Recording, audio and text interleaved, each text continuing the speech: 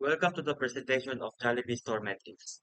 In this analysis, we explore Jollibee Store network, focusing on key metrics such as store count per region and top regions or cities with the most stores, services offered across stores including delivery and breakfast, correlation between the numerical variables and the geographical distribution of stores, franchise ownership distribution, highlighting the most ranked franchise owners. This presentation aims to provide valuable insights into Jollibee store performance, aiding in strategic decision-making. So let's get started. After uploading the CSV files into datasets, let's now proceed from to creating the scripts. We start by importing the pandas library and aliasing it as PD.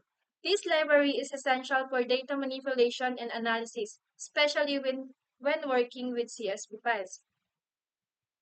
Next, define the file path. The file path variable specifies where the CSV file is stored. Make sure the file path is correct so the script can locate the file.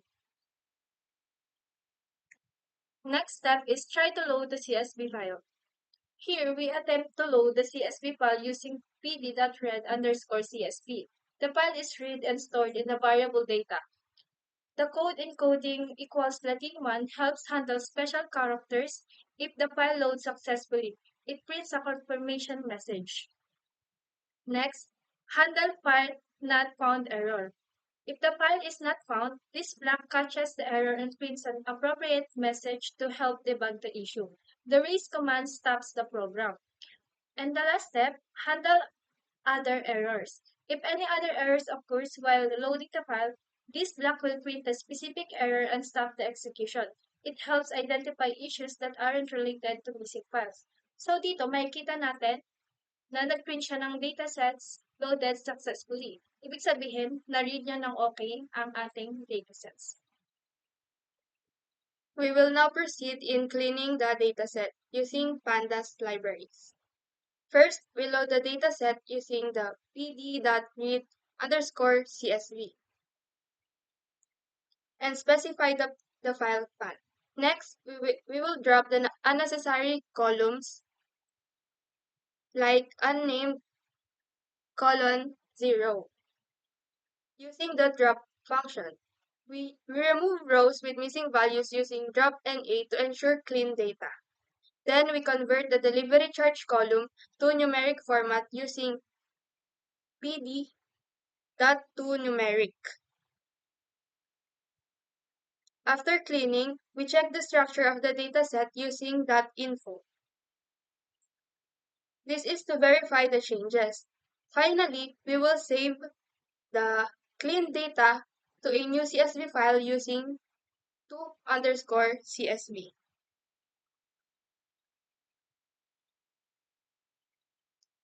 Makikita natin dito sa output yung clean data ng data columns.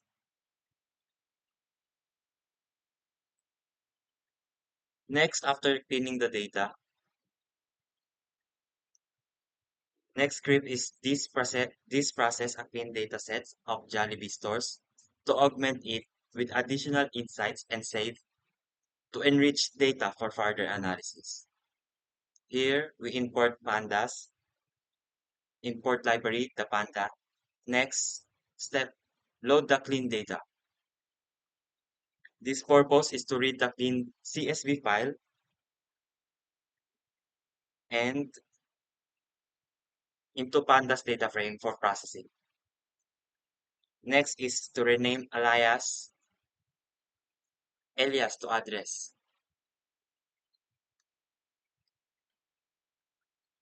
So we change the alias to address because to have a better clarity of the data that we will use in data analytics of Jollibee Store Metric. Next step is to add a new feature, the total available services.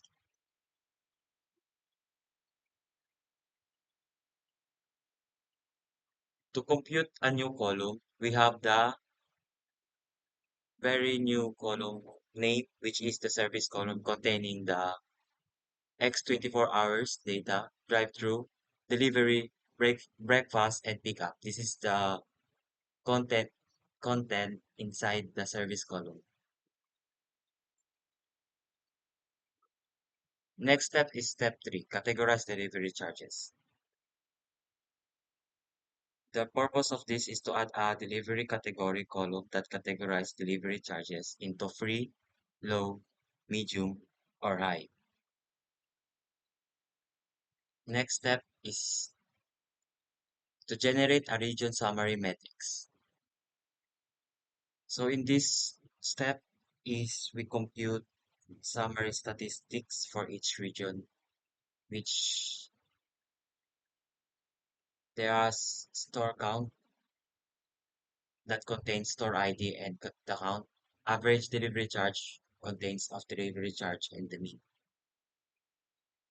Next is to rename state to region in the state summary. This we will change the state into region, the column names state to region for better clarification of the data. Next is to merge regional metrics back into the dataset. This enriches the main dataset by merging the regional metrics, which is the state summary, into the data clean CSV file. We use how left to ensure all rows in the main dataset are preserved.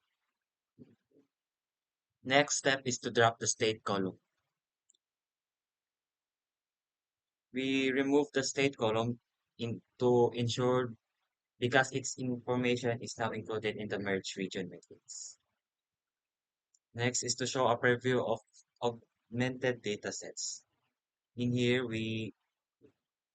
this is the result of the augmented dataset. Augmented file path. We have the store ID, store name, franchise, and then which is the corporation, the city, latitude, longitude, delivery charge, address, the services, 24 hours drive-through, delivery, breakfast, pickup, total services on each, delivery category, region, the store count, and the average delivery charge. Let's now proceed to our data exploration.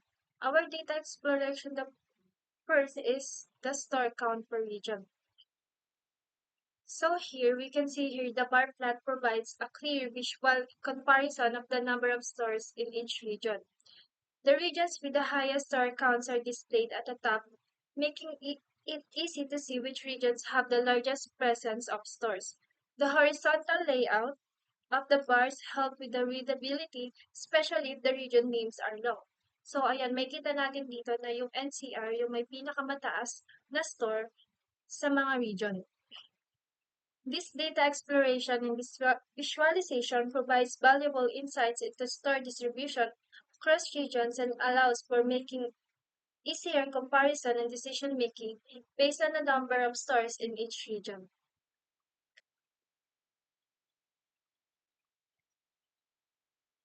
Next is the top 10 regions with the most stores.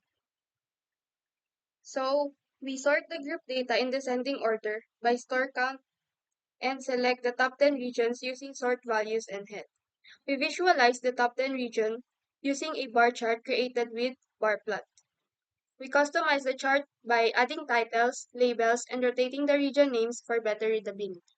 As we can see, the top 10 regions are NCR, Cavite, Cebu, Bulacan, Laguna, Pampanga, Batangas, Rizal, Pangasinan, and Davao del Sur. Next visualization is the top 10 regions with the most stores. This script visualized the top 10 cities with the highest number of stores in a bar chart. It enhanced readability with styling, proper label formatting, and a well-sized layout to make the visualization clear and professional. So here we have the NCR with the highest stores in top 10 regions. And the lowest, we have the Davao del Sur.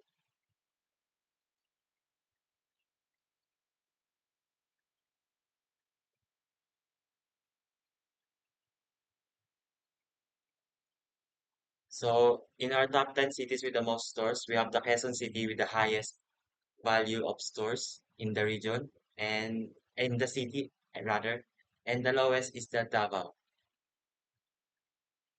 Next is the number of stores offering different services. The bar chart shows how many stores offer each of the five services. Services are sorted from the most to least offered, making it easy to identify which services are most common in. Understanding service offerings help us to quickly see which services are widely offered and which ones are less common. Identifying opportunities. If a service like breakfast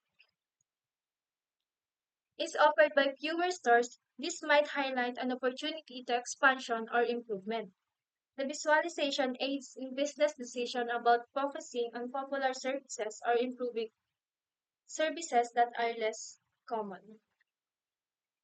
Next is we use heat map to show correlation in delivery charge, longitude, and latitude. For latitude and longitude, based on the chart, it shows negative correlation. So, ang mga stores na nasa north ay mas malamang na nasa west.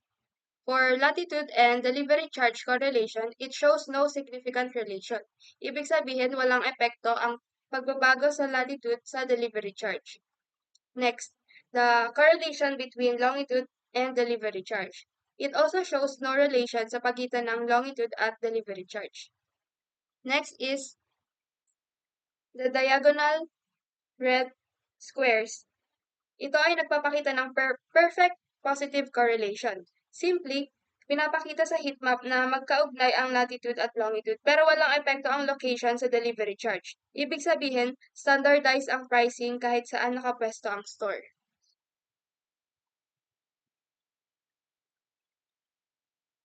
Next is the geographical distribution of stores. This code generates a scatter plot showing the geographical distribution of stores based on their latitude and longitude. Each point on the plot represents a store. This helps visualize where stores are concentrated geographically and identify gaps or clusters. In labels in the x-axis with longitude, it indicates the horizontal axis represents longitude values. And in y-axis with latitude, it indicates the vertical axis represents latitude values.